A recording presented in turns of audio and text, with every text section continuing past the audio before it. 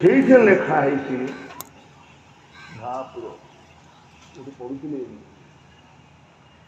ଲେଖା ହେଇଥିଲା ମୋ ମାଟି ଭାପୁର ବ୍ୟାଖ୍ୟା କରିଛନ୍ତି ମୋର ବରେଣ୍ୟ ବନ୍ଧୁ। ତା ଆଡ଼କୁ ବେଶୀ ବ୍ୟାଖ୍ୟା କରୁନି। ଭାର୍ଥ କ'ଣ ଚମତ୍କାର କହିଲେ।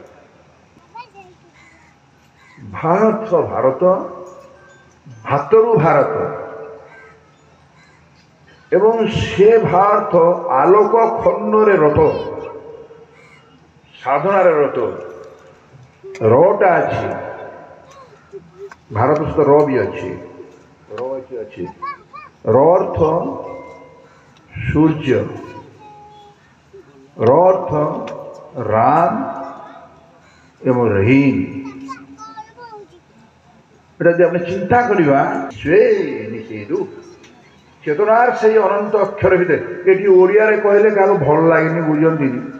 ମୁଁ ଏବେ ଅଳ୍ପ ଦିନ ତଳେ ଯାଇଥିଲି Maryland university. State of consciousness, the impulse of creative intelligence may reside, where thinking is transcended, mind may come in contact with pure thought। সেই থটটা হি গুরু। তো গুরু সদাବେଳେ ତୋର